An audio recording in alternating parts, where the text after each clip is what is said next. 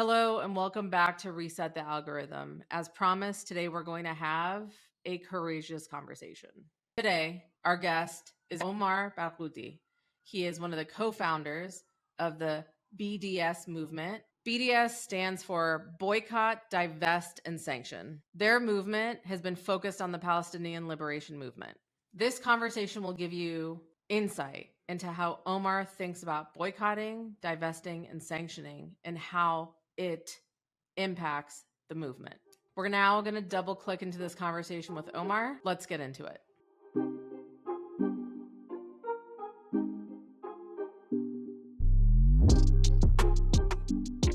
Hello, everyone. Welcome to Reset the Algorithm. As you know, we are here to discuss current states of politics, culture, and entrepreneurship, and people who are actively in the world resetting the algorithm, inviting us to think differently and to think about things that need to be thought about. And I think this will be a very interesting episode, not just for myself, but for the audience, because we have with us Omar Barghouti. Tell me how to correctly pronounce your name. My pronunciation, my name is Moj Mahdara, but for Western audiences is Moj Madeira. But how do you authentically pronounce your name, Omar? But Omar Barghouti is fine. I like the second way much better. It's beautiful. Thank you. He is is the founder of the BDS movement, which is central to Palestinian liberation, freedom, and is one of the most powerful movements that has been taking place over a number of years on behalf of the Palestinian Liberation movement. I couldn't think of a better guest to have here today, considering the state of the world. Today, we're waking up to a massive police state and violent state of affairs across college campuses all over the country around the current conflict in the Middle East and what is happening with Palestine. And so, Omar, welcome to the show. Thank you so much, Moj. How are you? Considering hanging in there. I try not to watch too many videos.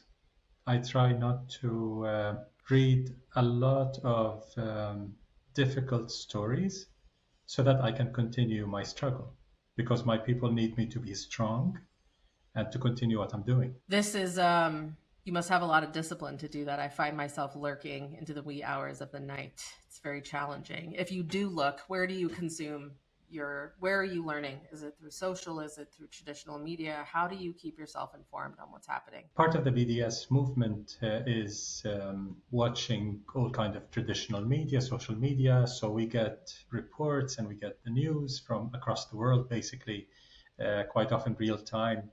And we're not stuck with the traditional Western mainstream media, which is horribly colonial, racist, anti-Palestinian, dehumanizing. One day, when we have our Nuremberg moment, some of those media outlets should be held to account in a real trial for their role in war crimes and genocide.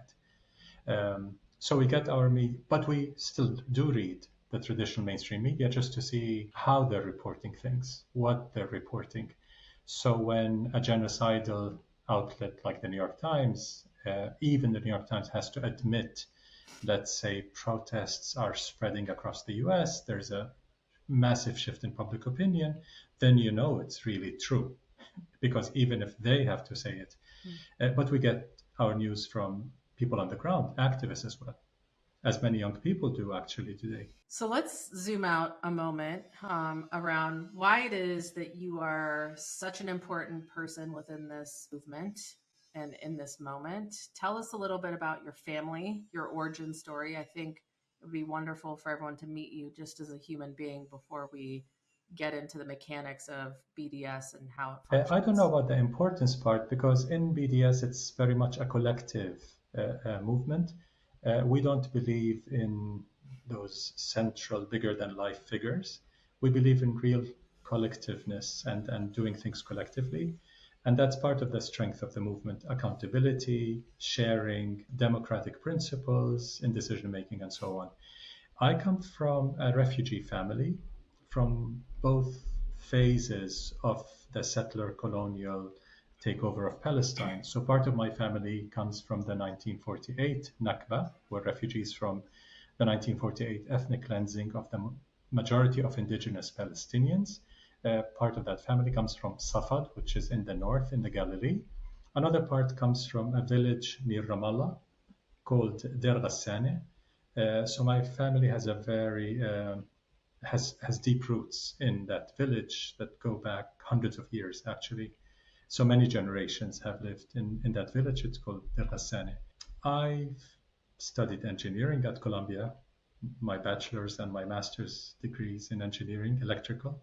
No one is perfect, as I always say. And I was at that protest in 1985 when the Black-led student movement blockaded Hamilton Hall, which was occupied yesterday. And that was actually a very important learning moment for me. I played a tiny little role in that protest movement, but I learned so much from interacting with the leaders of that movement, Tanakil Jones and many others, how they strategized, how they were principled, how they pushed for divestment. So that was my first exposure to such tactics, such strategies, building large coalitions and steering them in the right direction despite all the difficulties and the minefields and so on.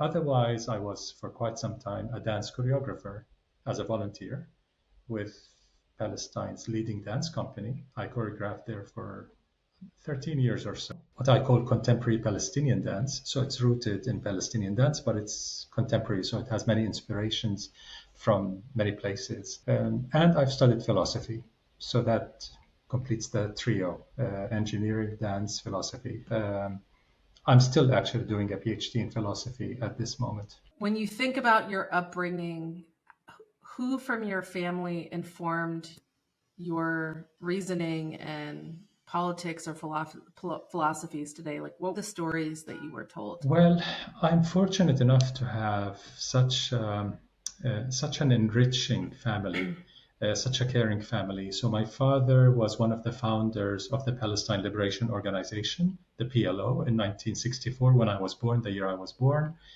My mother is a born feminist who just instilled in us a lot of feminist values from very early days. We're three brothers. We never had a sister.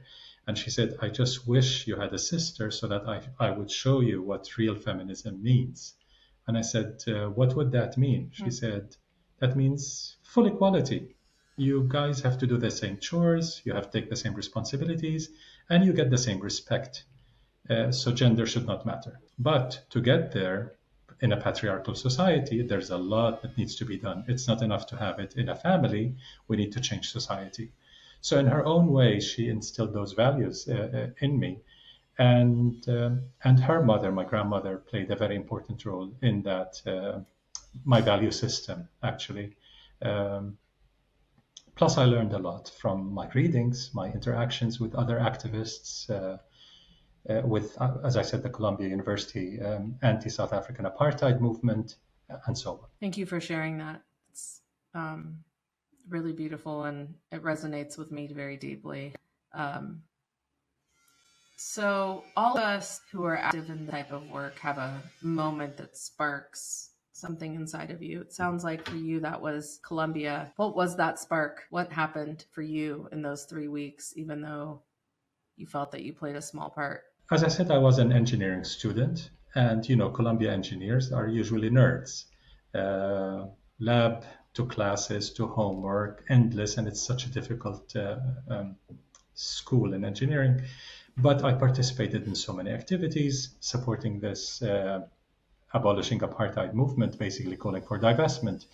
And I recall when I used to hold up signs, abolish apartheid, and my fellow engineering students would pass by and tell me, don't you have lab or homework to do? I mean, don't you have better things to do? Do you really think that apartheid will be abolished in your lifetime? And my answer then was no. I mean, it was the mid-'80s, and South Africa looked invincible. It looked beyond any ability to be brought down. So I said, no, but I'm doing it out of a universalist commitment. Justice in South Africa is justice for Palestine, is justice for blacks in America, and everywhere. It's connected. So they would, laugh at me as someone who's idealistic, romantic, not a true engineer, basically. But South African apartheid did collapse in my lifetime. In 1994, political apartheid at least came apart, and that until today gives me enormous hope that I was a tiny, tiny little part in this wave, global wave of solidarity that helped the people of South Africa, the absolute black majority, to bring down this brutal system. And then I started thinking, then our own system of oppression, Israel's regime of settler colonialism and apartheid, can also be brought down. But we need to connect our internal popular resistance with support from the outside, meaningful solidarity from the outside. So that was my main thinking at the time, how much I learned from that experience. But the real spark for at least my work in the BDS movement, my activism, which is all volunteer-based, by the way, is when Israeli occupation forces reoccupied cities in the West Bank, demolishing, destroying, killing, injuring, and so on, with total impunity. And then a massacre was committed at the Jenin refugee camp. And at that time, I felt we absolutely must engage the solidarity movement in more effective, meaningful ways. And several others were thinking the same way. And eventually, in 2004, 2005, that's how the BDS movement started. So many questions for you that I hope we have the time for. So I'm going to come back to, I have a question that I want to ask as a follow-up. But before we go further, I want to just zoom out because I became introduced to your work, I would say maybe a decade or so ago, maybe a little longer, because of my wife and her work. She's a professor. And what is BDF? Because it seems to incite an enormous amount of emotion whenever those three letters are brought up. It seems to have a significant meaning to both Israeli pro-Israeli activists and pro-Palestinian, but not just pro-Palestinian. It seems to reverberate throughout the progressive world that this BDS means something very serious. What is it? BDS stands for Boycott, Divestment, and Sanctions. It's a proper noun, actually, that a colleague of mine coined. So when people say, but BDS was effective in South Africa, they mean boycotts and divestments and sanctions, but not BDS. BDS is a Palestinian breed, so to speak. But BDS is a movement that is inspired by the South African anti-Apartheid movement quite a lot, the US civil rights movement as well.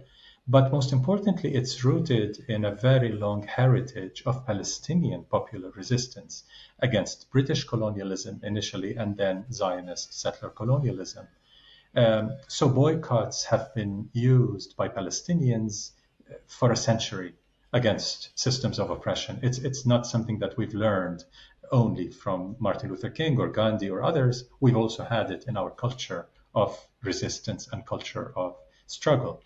BDS basically calls for ending Israel's military occupation, ending its system of apartheid, and for it to respect the right of Palestinian refugees to return. Why do we address all three issues rather than just ending the occupation of Gaza and the West Bank, including East Jerusalem, which most people understand, especially in the US?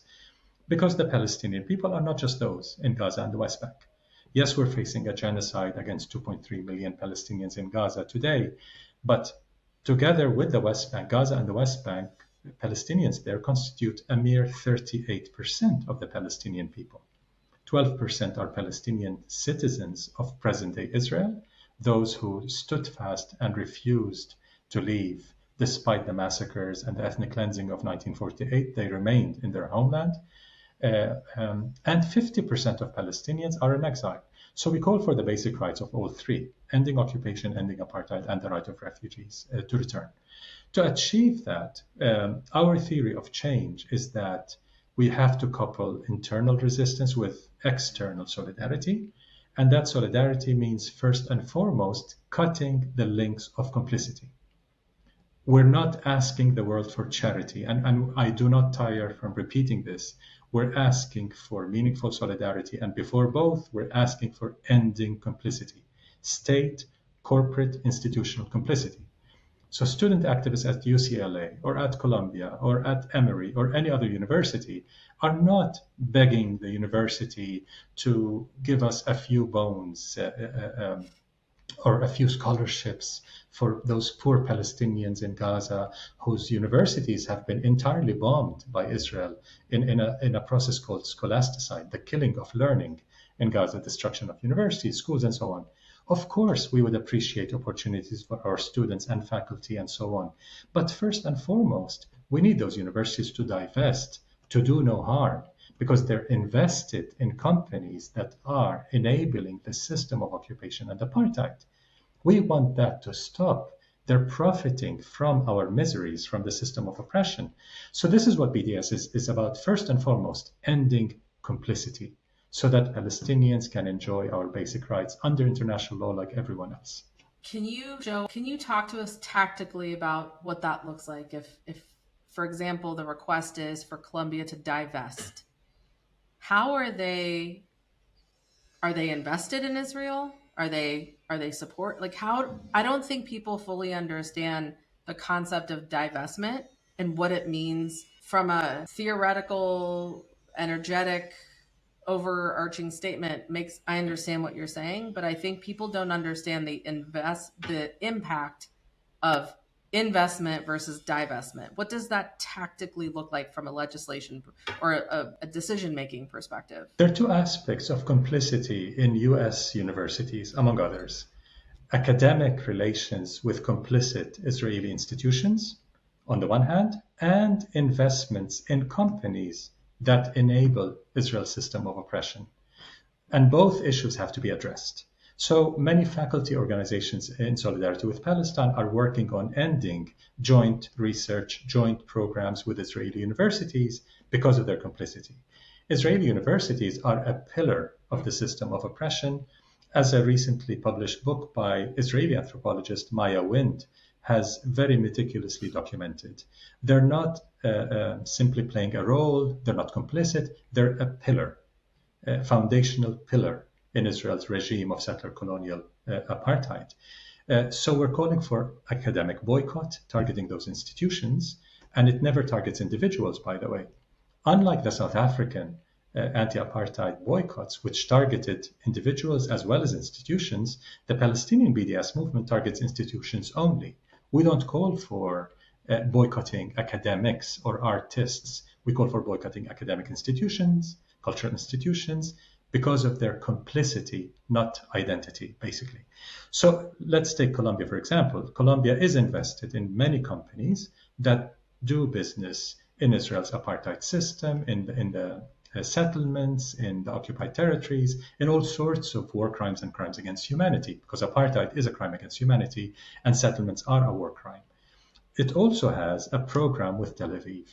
It has a lot of projects with complicit Israeli universities that are responsible for developing weapon systems, for developing the military doctrines that Israel uses to disproportionately kill our people, the ethical guidelines for the Israeli military that they use that justify killing children, let's say, if they wanted to target someone on their list and he happens to be in the midst of 20 children, it's perfectly fine for them ethically to target them. And those theories were developed in ethics departments, in philosophy departments at Tel Aviv University, for example. As a student of philosophy, of ethics in particular, it just shocks me how anyone studying ethics can do this. But the history of centuries of European colonialism teaches us a lot about how ethics has been used throughout history. So it is ending academic complicity and ending investment complicity. Both have to come to an end. Do people have pause when they learn that you went to Tel Aviv University? Or am I correct in that understanding? Or how does that play into your thinking? Yeah. As a Palestinian living in my homeland, and after a long struggle, I was able to get residency status because of my partner. My wife is a Palestinian citizen of the State of Israel. And after a lot of struggle, we managed to get residency, and that was back in 1994. So it made sense for me to study in the universities in the apartheid system, as Mandela did, as Gandhi did, as many people throughout history. When you're under oppression, you don't choose which institutions you get services from. As a taxpayer, as a person living under apartheid, you don't get to choose what clinic you go to, what hospital you go to, what university you go to. That is the system that exists. You either leave, which is exactly what our enemies want us to do. They would love to see us all leave, and because ethnic cleansing has always been at the very core of the Zionist project of colonizing Palestine. But I've decided I do not want to leave. I want to study here. I want to continue to be in my homeland. Currently, I'm back and forth between Amsterdam and Palestine because I'm doing my PhD at the University of Amsterdam. But I remain a resident in Palestine. I want to remain there. So is there a contradiction? No, because the logic of BDS, just as the logic of the boycotts in the South African case, is that you've got to boycott when you have a choice. When you have no choice, you don't have to boycott anything. It's a coercive relationship, then you don't have to boycott anything. If you only get one brand of milk at the supermarket, how can you boycott that brand if it's the only one? To just simplify it. So it's about an ethical decision-making process. You boycott when you can, when you have choices.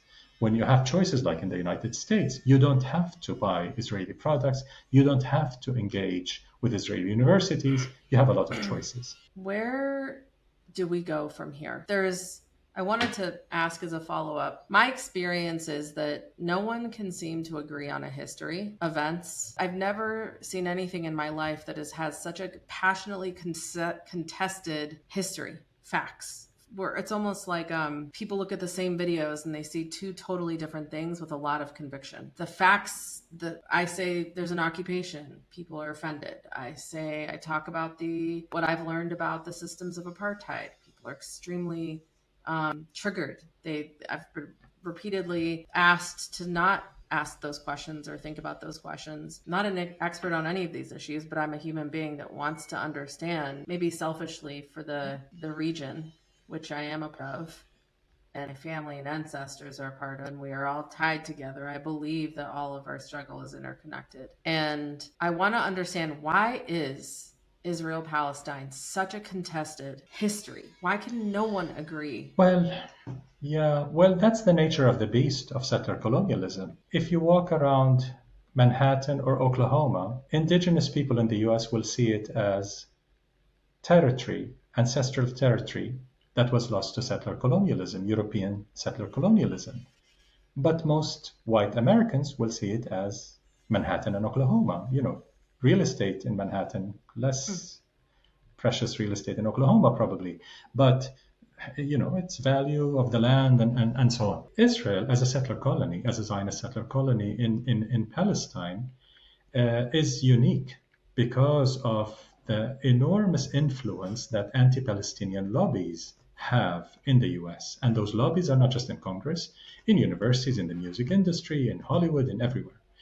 And there are three kinds of lobbies. There's the military industrial lobby that has enormous interest in ongoing wars, aggression, apartheid, and genocide. It's good for business.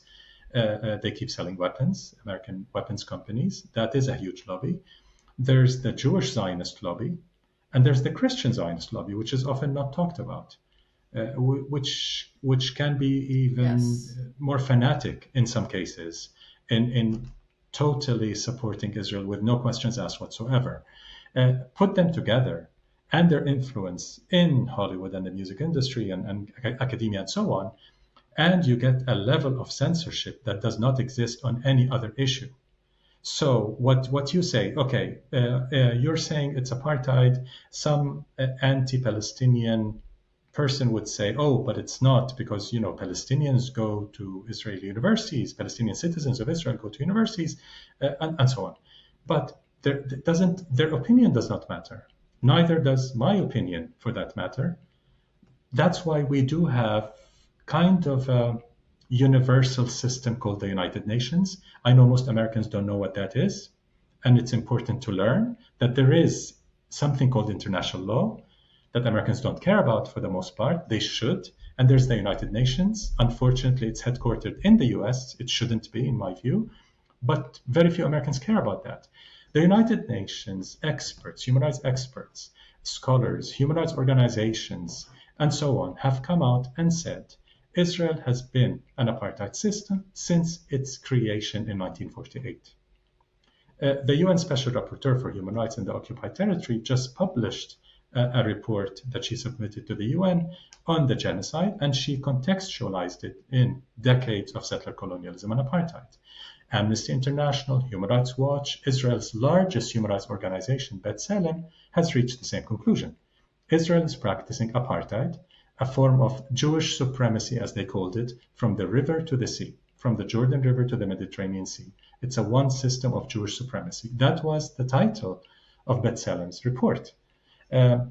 So given all these facts, the opinion of this pro-apartheid person is irrelevant. They can say whatever they wish, but there are some facts on the ground that cannot be denied, that should not be denied. But the level of censorship on the issue of Palestinian rights is unprecedented. I don't think there's any other issue as censored as advocacy for Palestinian rights and narrating the history of Palestine. Enormous influence of the lobby groups, and they're everywhere in the universities. I mean, look at the president of Columbia University. She must be a bright woman. Listening to her hearing in Congress, you wouldn't think so. You would say, whatever hit her? Can't she put two sentences together to make sense, to defend basic decency, academic freedom, the rights of students to freedom of expression? And so she couldn't. She was suddenly just like a robot, not making any sense on anything of value. And you ask why. And we're talking about she's published, well-respected. Yes. Egyptian. Who comes from the World Bank? I mean, that's the background. But as Professor Robin Kelly of UCLA wrote in the Boston Review just a couple of days ago, she's acting like such a dictator with such authoritarian power. She's not consulting the academic senate. She's not going through the due process, democratic process of universities. She's trampling on the right to freedom of expression, on academic freedom. She's bringing in the police to brutally suppress a very peaceful protest that had no impact on blocking education, blocking the process at Columbia. She still saw it fit to bring in the police to brutalize those students and some faculty as well. Why? As Robin Kelly put it, it's the trustees and the donors that seem to be controlling the university, not those who make the university work, basically. The staff, the academics, the students, the workers. So it's that reign of terror, if you will. People in certain positions of power are terrified of saying anything remotely critical of Israel because you get removed, you lose your career. It's the same in Hollywood, it's the same in the music industry, but luckily, no one can say this is a Jewish thing, because we have groups like Jewish Voice for Peace who have said very clearly what Israel does not speak for Jews. What Israel is doing to the Palestinians has nothing to do with Judaism or Jewishness, and therefore you cannot lump all Jews in one basket and say, calling for a boycott of Israel is anti-Semitic because it's anti-Jewish. That statement is anti-Semitic because it makes all Jews one and the same, equal to Israel. In the BDS movement, we have many Jewish partners, including Jewish Israeli partners. So we should not accept those very simple, simplistic dichotomies of Palestinians versus others, and those others are Jewish. No, they're not.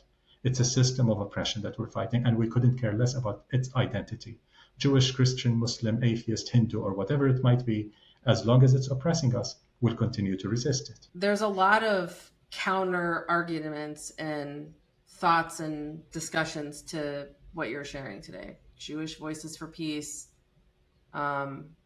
is not seen as an organization that stands for human rights that's inclusive of Jewish people feel for them, their safety.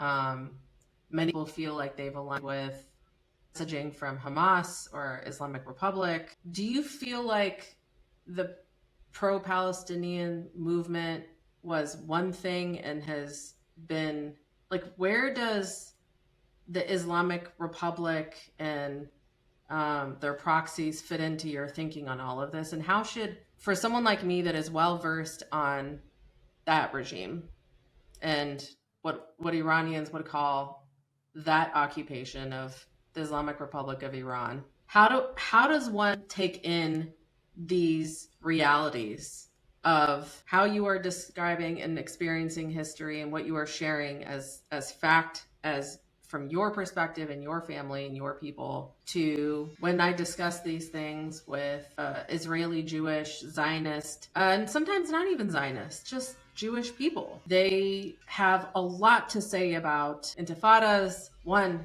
2, Hamas, PLO, suicide bombers, attacks, shrapnel in people's arms, legs, bomb shelters, Hezbollah constantly lobbing ballistics and bombs. I mean, you've got the Houthis who are well equipped. I mean, it's how does that reconciliation of Jewish safety within Israel, how do we reconcile that there are other people seemingly involved? From your perspective, how does this, you must have heard this, some of what I'm sharing now, before I can't be the first person. Well, first, Jewish Voice for Peace is the fastest growing Jewish group in the world, not just in the US. It has hundreds of thousands of Jewish supporters in the US. Anyone claiming that it does not care about Jewish safety is a dishonest Zionist, basically. Because what is the evidence of that? One of the largest Jewish groups in the US that is progressive, that is in every progressive struggle, not just on Palestine, it's consistently progressive on all issues. It's an ally of the Black Lives Movement, of Latinx struggles, the migrant struggles, climate justice struggles, and so on, LGBT struggles, and so on. So it's really smearing such a very important organization. But going back to your question about safety for Jewish Israelis, I wonder, in the midst of genocide, where tens of thousands of Palestinians have been slaughtered, most of Gaza has been totally demolished. The largest Palestinian city, Gaza, actually, has been demolished. It's in tatters. Our hospitals, clinics, our children, universities, and so on. In the midst of all that, focusing on Jewish Israelis' claims regarding safety would be racist, because it ignores the cause and effect. Everyone deserves safety. Everyone deserves equal rights. Everyone, irrespective of identity. But this is not an intractable situation where we cannot put our hand on what happened. In any situation of oppression, as the Brazilian philosopher Paulo Freire has written, with the beginning of oppression, violence has already been initiated. Never in history, Paulo Freire says, has the oppressed initiated violence, because with the existence of oppression, violence has already begun. Anything that comes after is a reaction to the initial violence of the oppressor. Now, in our movement, which is a nonviolent movement by definition, BDS, we need to see, we want to see, we're working to see an end to all violence, the violence of the oppressor and the violence of the oppressed. But how do you get there? By addressing the root causes of oppression, of violence, which is oppression.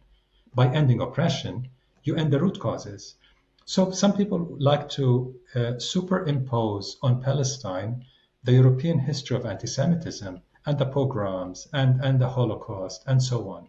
But that's European history. That's not our history.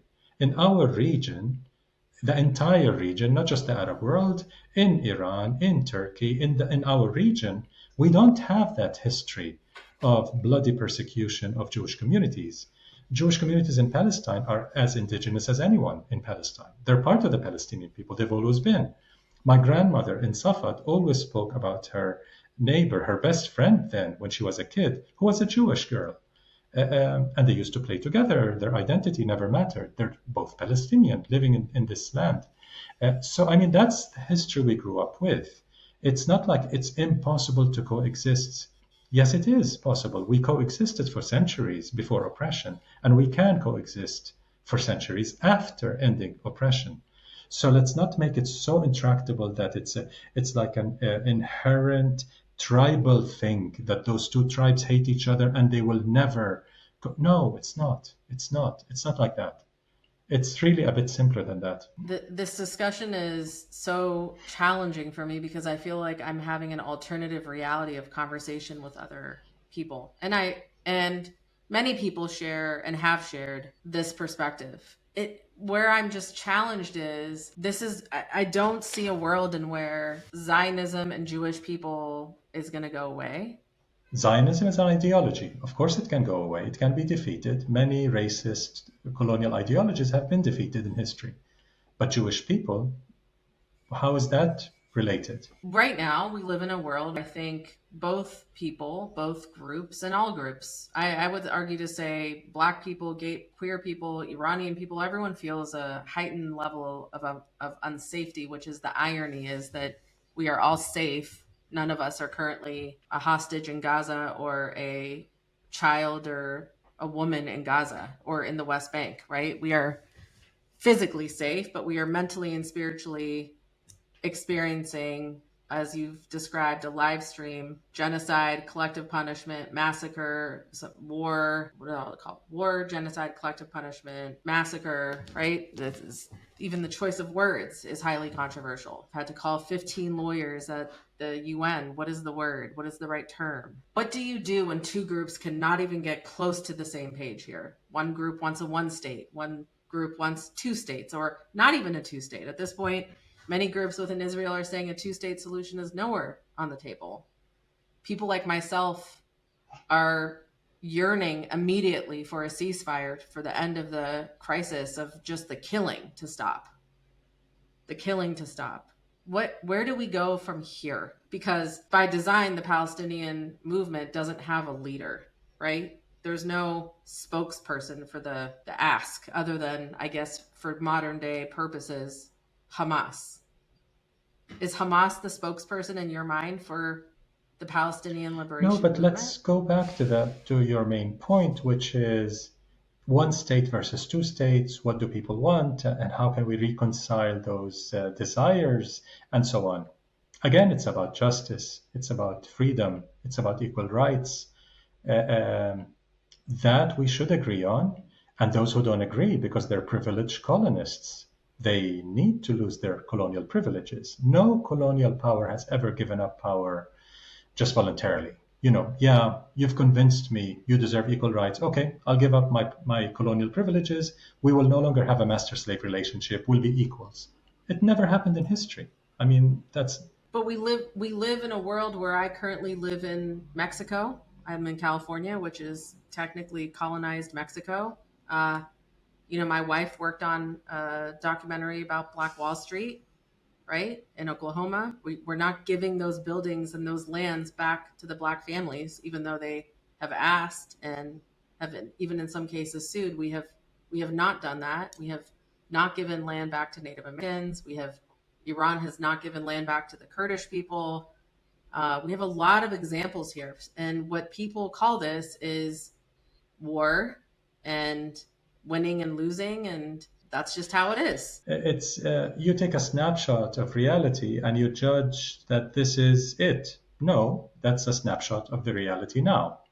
If you set the time and place parameters and you judge history through that zoom, it's never accurate. It's the current reality. Who would have thought in the 1980s. And again, I was in that process in the 1980s at Columbia University. Who would have thought that one day the white minority will lose its colonial privileges and apartheid would collapse? None of the activists then thought it would happen so soon, yet it happened. So what seems impossible is only impossible until it is possible, as many people have learned through their own experience. So reparations for enslaved people and the many black people connected to that slavery system, reparations to the indigenous people of what is now the United States, Turtle Island, now might seem impossible. Yeah, abolition of the carceral system now may seem impossible. There are billions and billions invested in it. It's impossible to imagine life without prisons, without policing, brutal policing, violent policing, and so on. Yet many groups are envisioning a better future where we can live without such systems of injustice, without this structural violence. So we have to have the ability to envision life that is better in an ethical way than the current reality and work towards that. So we cannot be dreamers, I agree, but envisioning something and working strategically to achieve it is the way to go, as we're doing in the BDS movement. So we are envisioning a reality of freedom, justice, and equality, where Palestinian refugees have a right to return, where we have no occupation, no one is oppressing anyone else. We don't reverse the situation of oppression where we become the oppressors. We will show you. When we're powerful enough, we will show you. Everything you've done to us for 76 years, we will show you. That's not what we're calling for. We're calling for justice, not revenge, which is quite different. Can we imagine justice? Yes, we can. Can we work towards justice? We're doing it. Who would have thought 7 months ago that tens of US campuses would rise up calling for divestment? If you had asked me last year, I would have said, no, that's too romantic. It won't happen so soon. It will take a lot, but it's happening. Who would have thought that universities in Norway and Belgium and are cutting relations with Israeli universities? That the biggest sovereign fund in the world is divesting from Israel bonds. In Norway, they sold $500 million worth of Israel bonds. Who would have thought? But it's happening. Who would have thought the International Court of Justice would say Israel is plausibly committing genocide? And then UN experts say, then you have to impose a military embargo and other targeted sanctions immediately on Israel. This is the reality today. So yes, we have a right to dream, and yes, we have a right to exercise our full agency to reach those dreams, to make them come true. And that's what we do. We don't just dream. We don't just envision. We work to make that vision a reality. I have so many questions. Can I just fire away a few questions? I want to understand. In a world with many bad actors, not just one, Israel, let's sit with that Israel is a bad actor here, right? This is what we're discussing. Where does the Islamic Republic in your mind fit? Are they the liberator? Are they the ally to the liberation of Palestine? Are they helpful to Palestine? Are they not helpful? Because they certainly aren't helpful to the Israelis or Jewish people. So how does that play? Because no one is able to, the way that you see it is very in focus through this experience.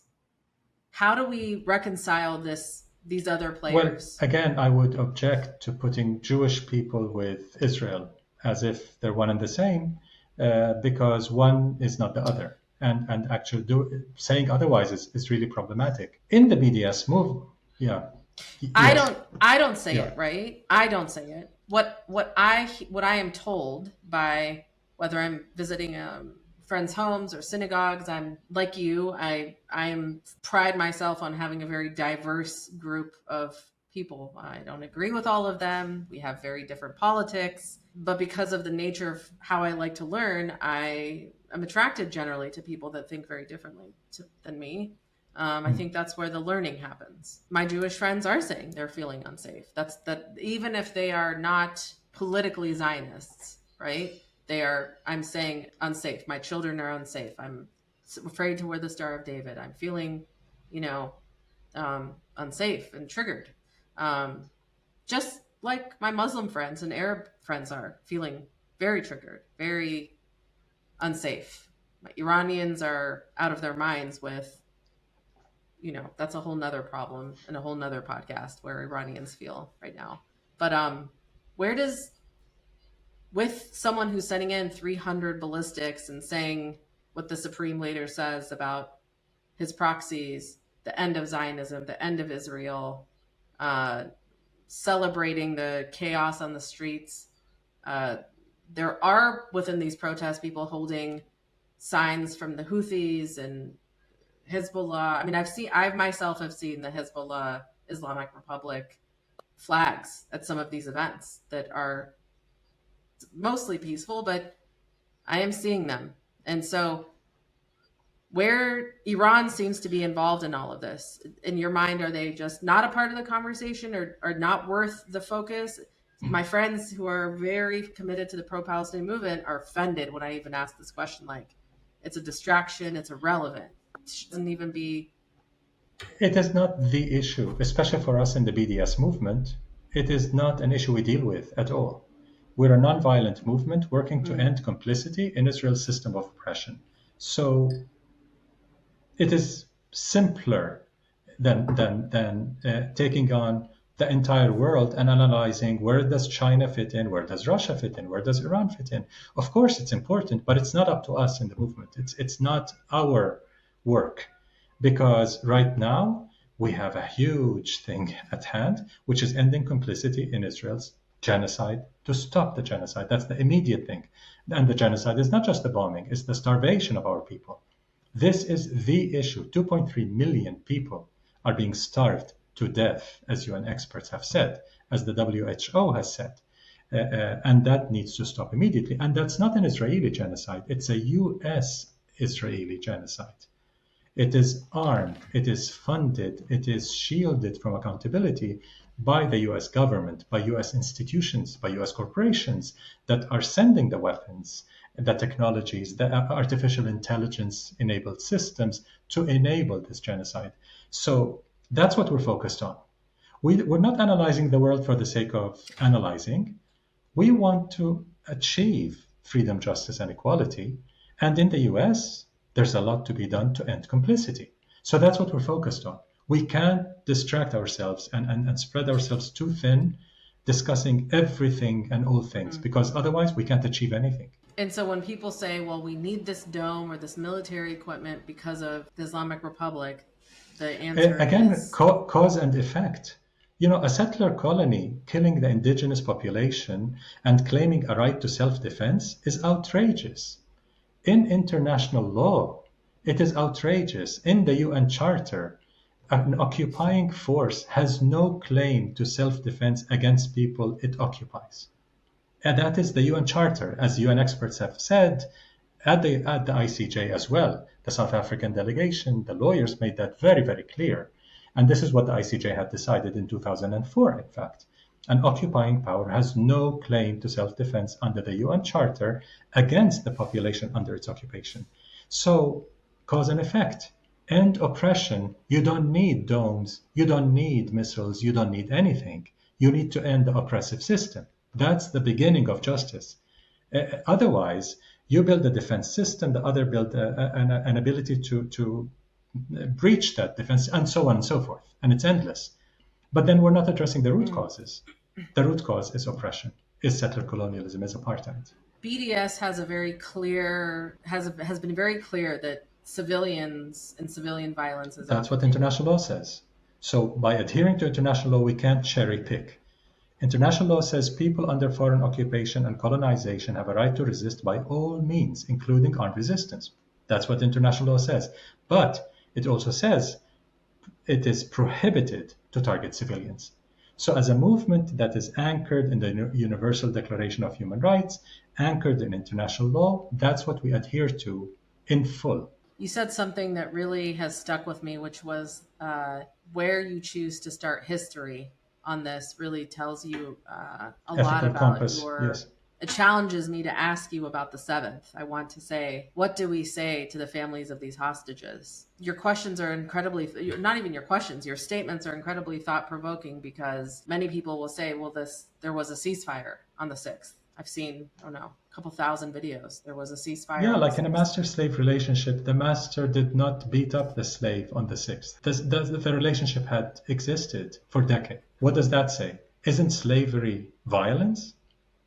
Does the master, the enslaver, do they have to carry a stick or a chain and hit the enslaved person for it to constitute violence?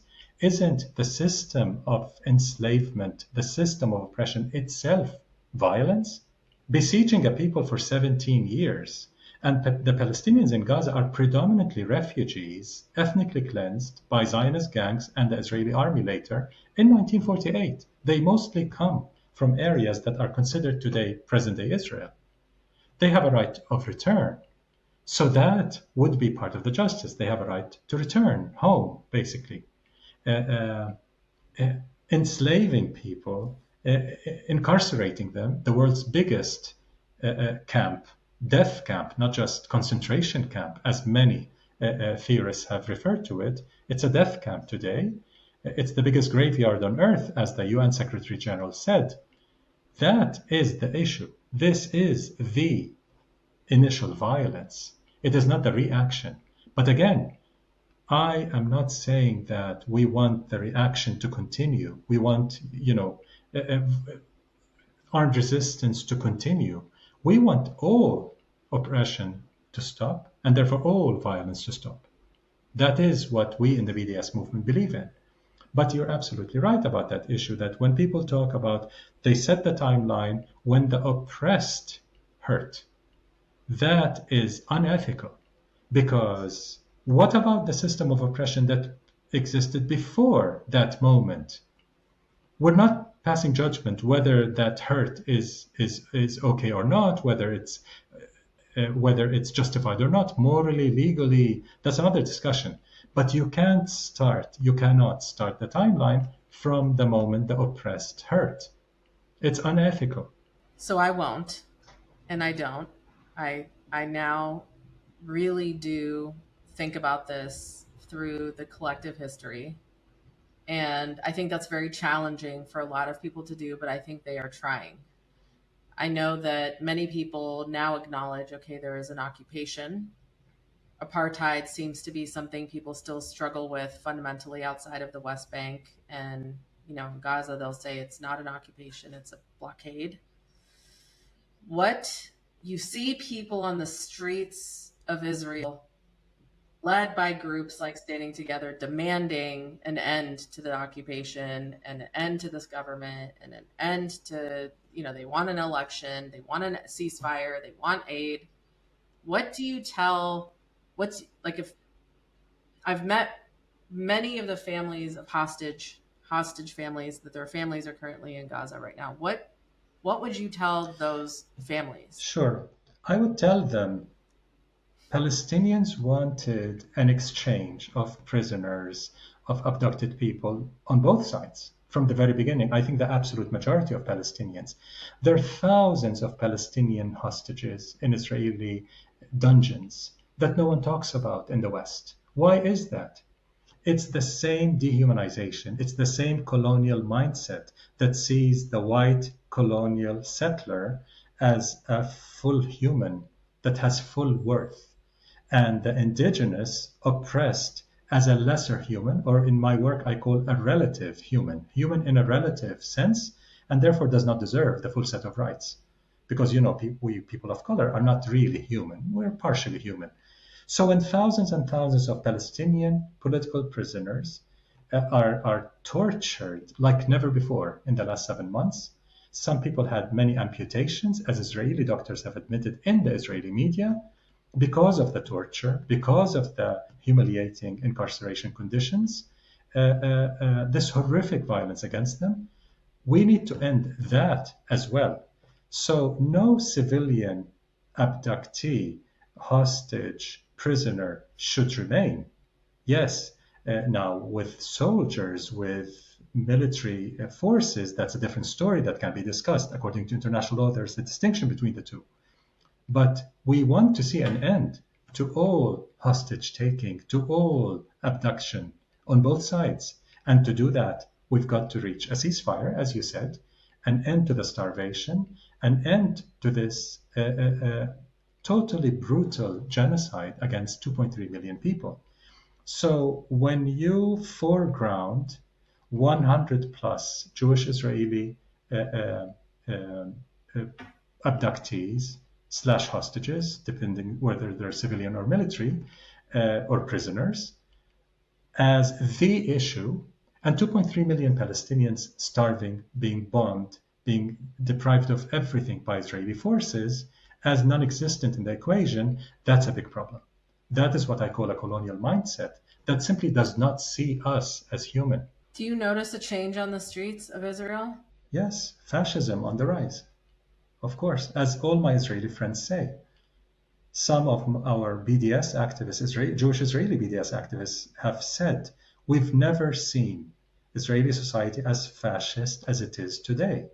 The bloodlust, unbelievable.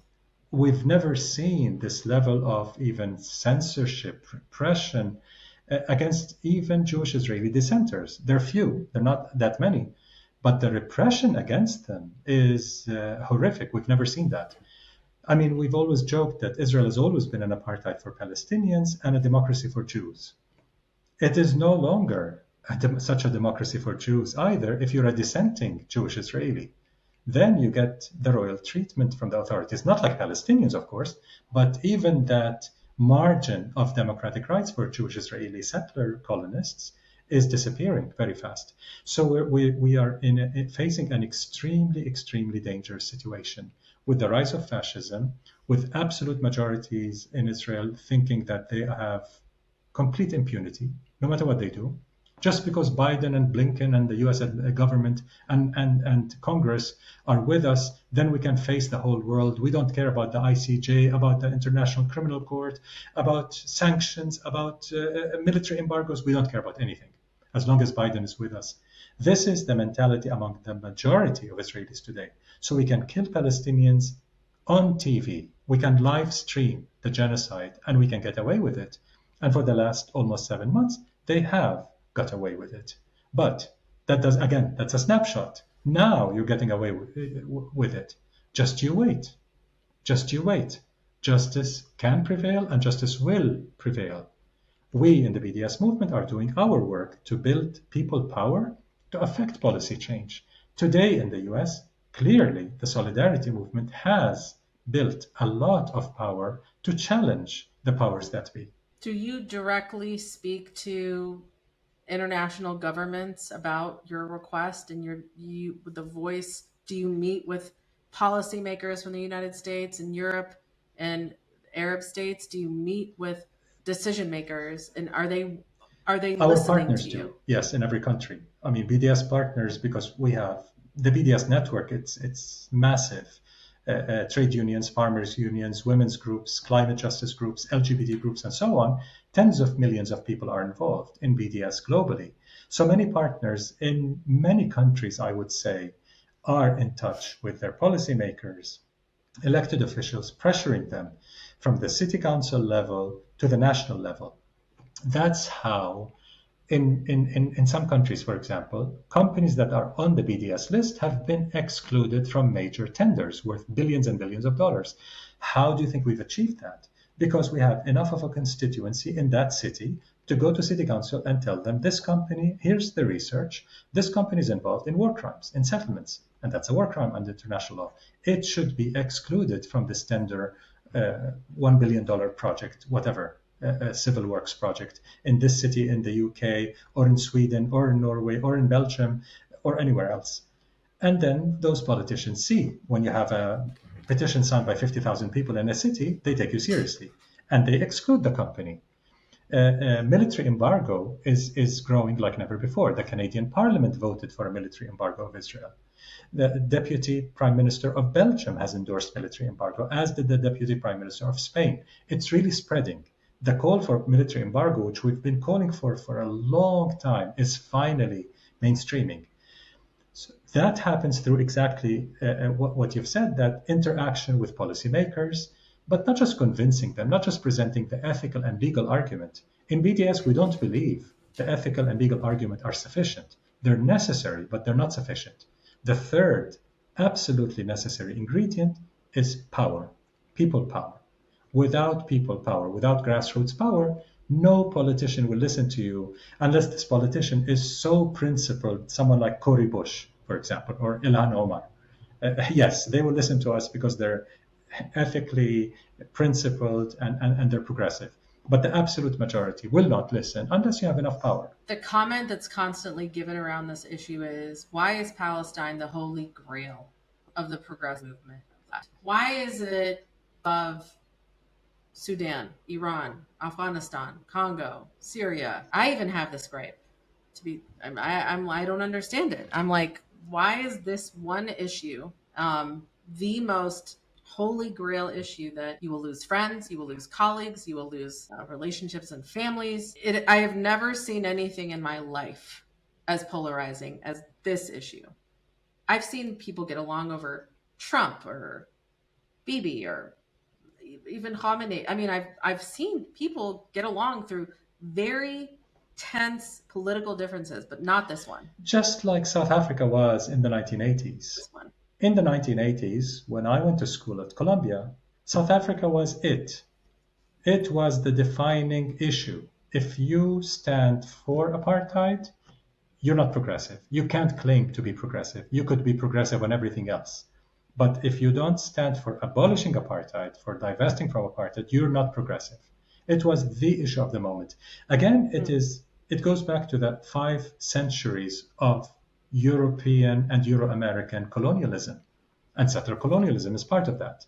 There's this privilege, this domination, this hegemony, where any settler colony that is white dominated, like South Africa was, like Palestine is today, the state of Israel, when there's real challenge to the permanence of the settler colony, the entire colonial West jumps to the rescue, basically. It's their settler colony.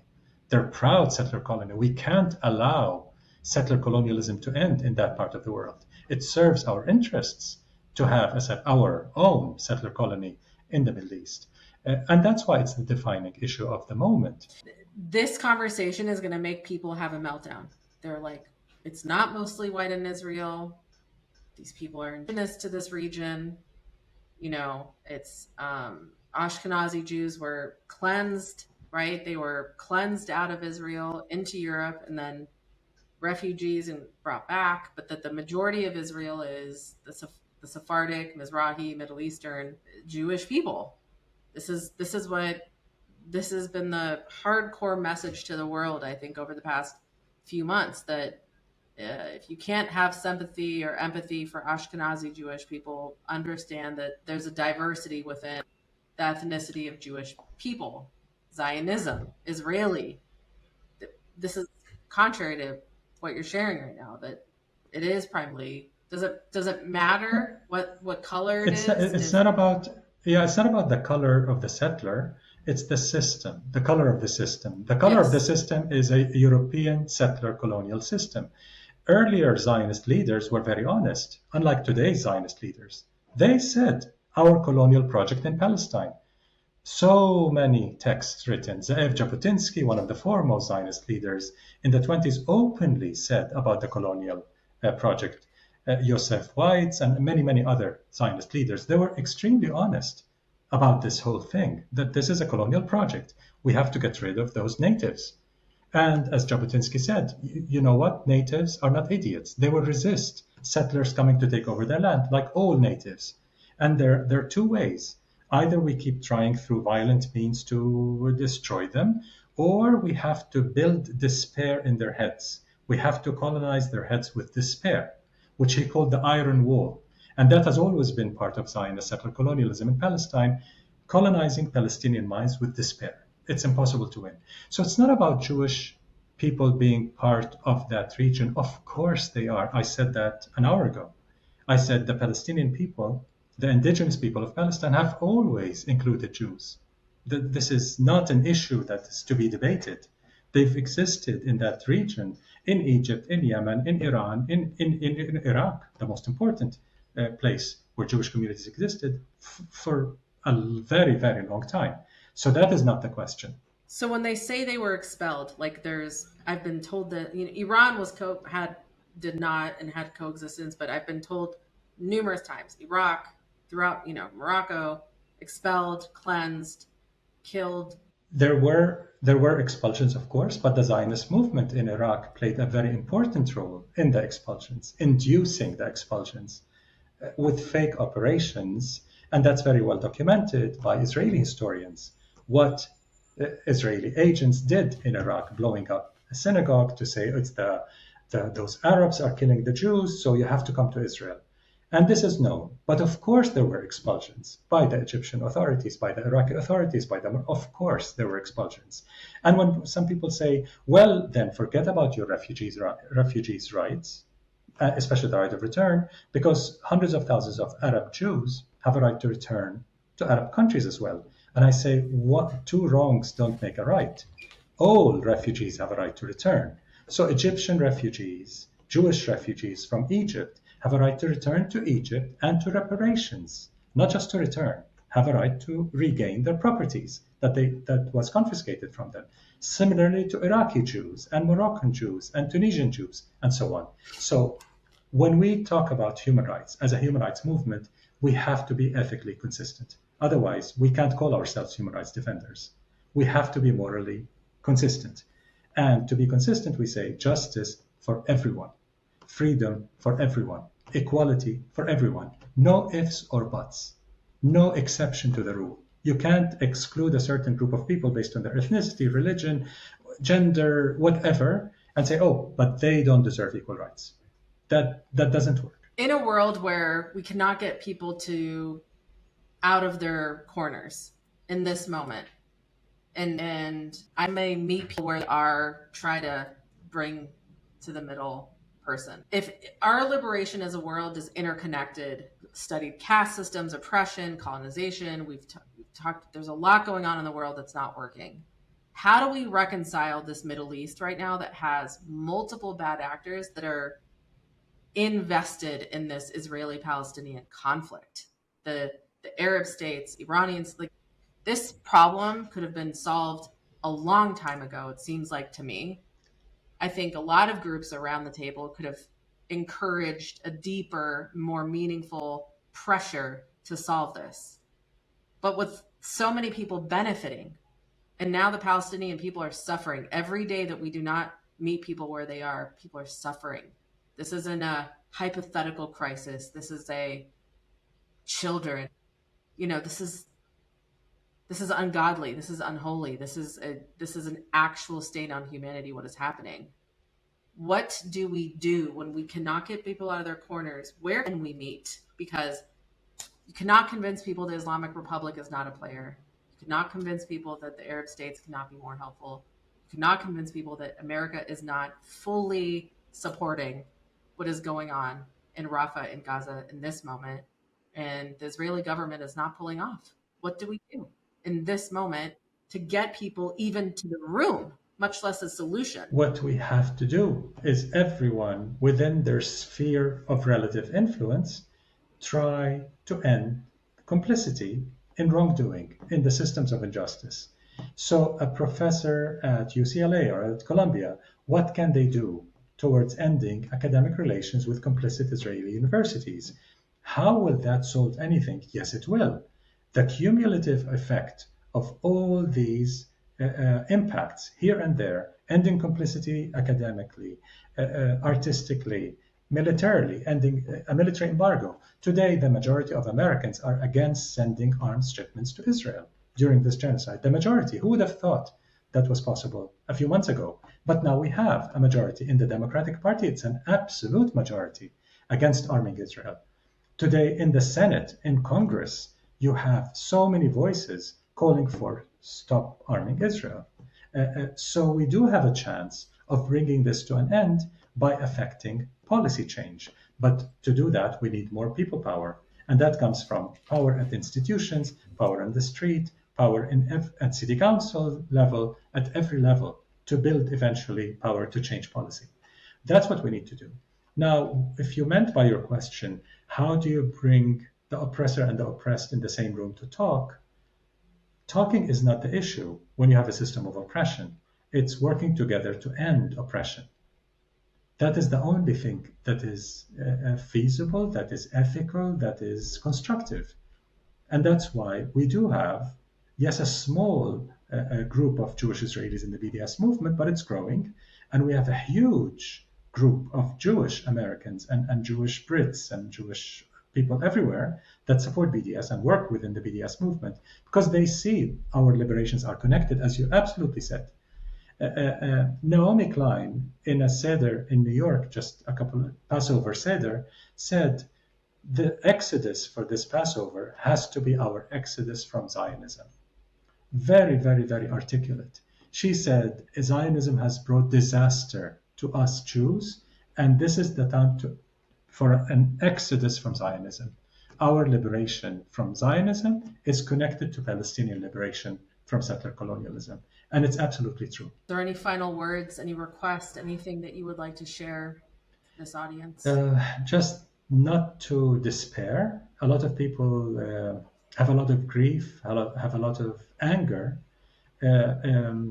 It's important to channel grief, to channel anger in a constructive way, to build a community, to build grassroots power together that does not exclude people based on their ethnicity, their gender, to really bring people in an inclusive way, to build together a change for a better world for everyone, where no one is oppressed.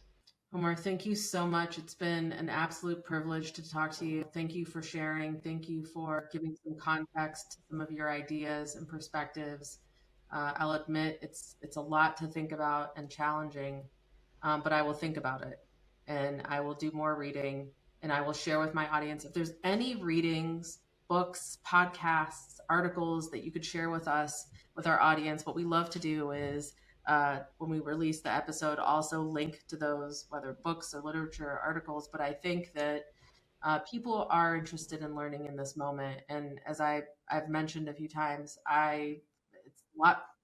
feels very challenging in this moment to think about it through the lens of oppressor, just these two parties when there's a flurry of activity. But if the request is to just look at it through the lens of Israel Palestine and what there is to do, we would appreciate anything that you can share with us. Thank you. Thank you for your time. I wish you success, peace, and hopefully soon we will be looking at a new day for peace and liberation in the region.